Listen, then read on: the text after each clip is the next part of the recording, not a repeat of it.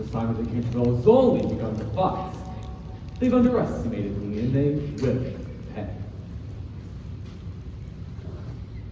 I discovered 2 noisy girls in That's when you pay them. I chased them into the lane. It was wonderful sport. Splendid. It's fortunate for us that our Clara is so bad at what she does.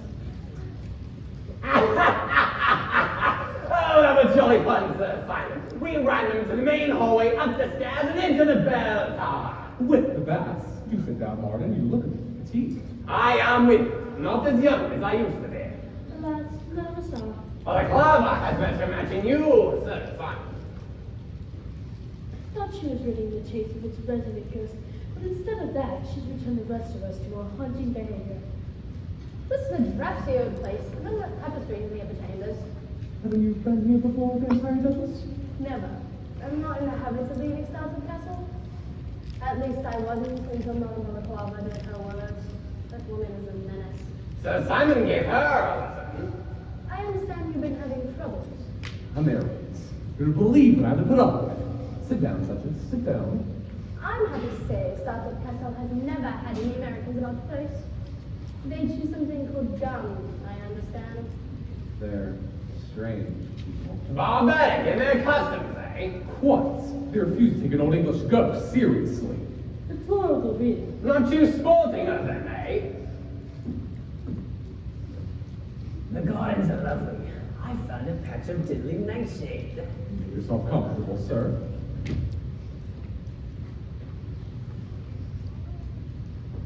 Now where is the Bloody Baron? Very sorry, Sir Simon. I was merely just tending to other matters.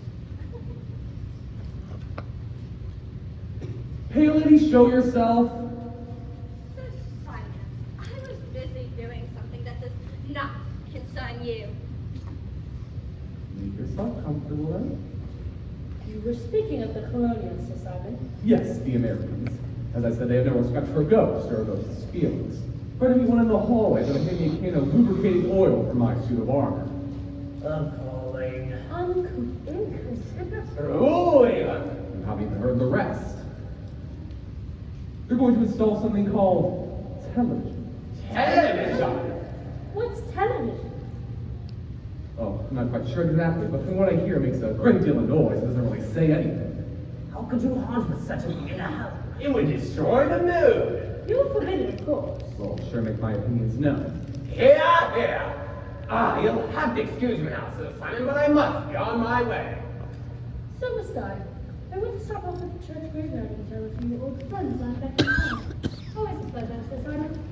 We must get together often. It seems wrong together when Madame Balaclava is messing about. Good night, Simon. Good night, my dear. Thank you for coming. You're looking reasonably well, considering. Thank you to say so, Duchess. Adieu. Well, it looks like you've got things under control, old boy. Chin up, stiff up the lip. What? Good to see you again, you maniac.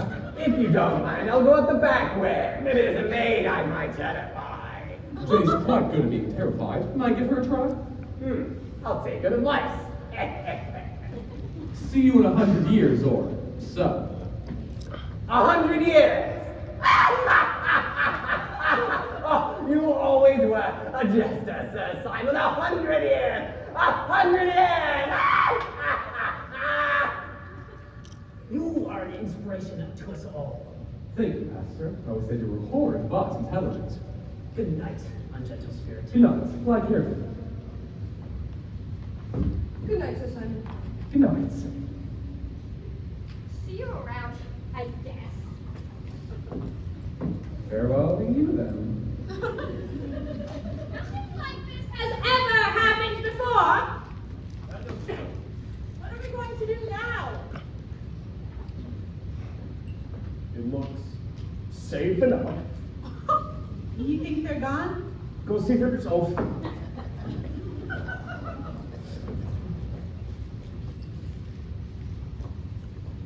Martin, the Canterville. Fun. Really big. I'm fond as I am of throwing you out. Horace, please. You're angry with me, Mr. Otis. How could you tell? You can hardly expect us to be pleased. We asked you here for the specific purpose of getting Sir Simon out of our hair. And instead, we find ourselves surrounded by a bunch of weirdo ghosts. Only Lady Joan is a weirdo. The others are really eccentric. I shall return home and consult my cookbook. Cookbook? Yes, Ricky, my incantation recipes. I'll solve this dilemma. Never fear, Madame Balaclava's here. I've heard that before. Just leave, Madame Balaclava. What about Sir Simon? We'll handle him ourselves. Who was that? It sounded like Jenny. It is. Oh, horrible, horrible, that's what it was. What's the ghost done now? It wasn't our ghost, it was the one in the mask. Who? The Lone Ranger? Horace, please, this is no joke. Obviously, the child is referring to Montemania, also known as the Masked Mystery. Jenny, you have my permission to show Madame Balaclava to the door. What door? Any door. Just get her out of here before I make a spirit out of her. Yes, sir. This way, Madame Balaclava. Think of something. Out! Can't understand it. Bell spirits, house of hunting, cease. This is your floating. What do you suppose went wrong? Sir Simon is far too clever for her. Sees you've been underestimating the fellow. Wasn't it wonderful? Your taste half a mile at least. That's your idea of something wonderful. Just wait till I write back home about this. We saw the Joan football. She looked lovely, like the heroine of some Frankenstein. She didn't speak though. You're not that kind of tar. He's my goosebumps goose flesh. Oh, Madame Balaclava. She's in a wretched state. Her feelings have been hurt. How do you think we feel? Girls, get to your rooms. But what if there's more fun? If there is, we'll tell you in the morning.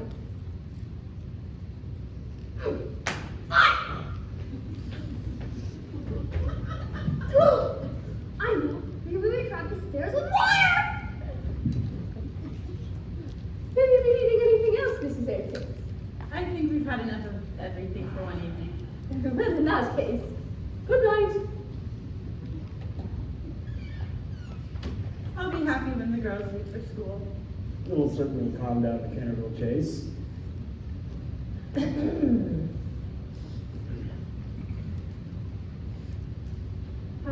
How's Weeks doing? He's threatening to resign. What now? One of the ghosts locked him in the potting shed and was spraying him down with the hose. Poor man shocked and shivering. I'll go have a talk with him. Sir Simon wants open warfare, that's what he's going to get. Madame Balaclava says there's nothing to fear from the other ghosts. They don't belong here, so they're not allowed to linger. I would believe anything she says. She couldn't read palms at a carnival for kangaroos. I suppose. Why don't you go to bed? You look tired. I am very tired. Aren't you tired too? I think I'll stay here and write some letters. Are you hoping Cecil will call? Maybe. He's charming, and Lady Canterville is fond of you. I don't need a matchmaker go along. Good night.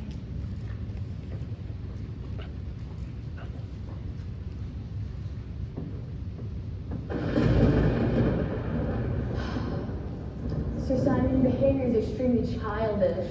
Beware, beware. You're a silly old thing. Silly old thing. No, I'm really gonna terrify you. Please put that down. If you break anything, my sister will be terribly upset. I hear your pleas for mercy, but I am heartless. If you plan to clank around tonight, I suggest you in a summer dungeon. You're becoming an awful bore in that rusty suit of armor. I am merciless. Your fate is sealed. Your tears have no effect on me. Tears? What tears? You don't think for a moment I actually take you seriously, do you? Don't you? When I was told there was a resident ghost, I was charmed. But I wasn't told the resident ghost was also a pest and a nuisance. A pest? You dare call Sir Simon de Canterville a pest? I could call you a great many things, but I think pest says it all. You're supposed to be shaking in fear. I'm sensible. I have no intention of shaking. Truth of the matter is, I'm sorry for you. Sorry? In much of the same way, I feel sorry for a child who throws tantrums to get attention. Now take off that silly hat with a feather.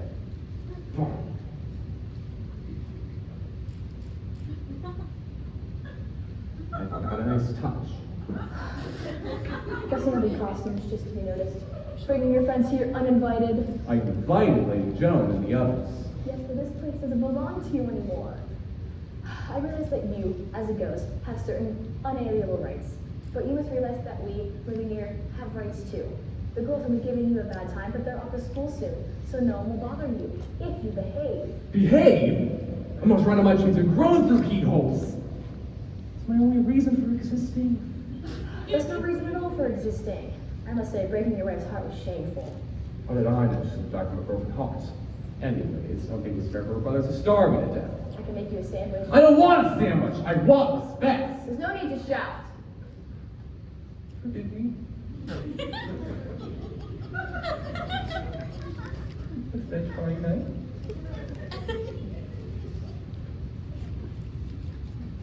Can I sit down?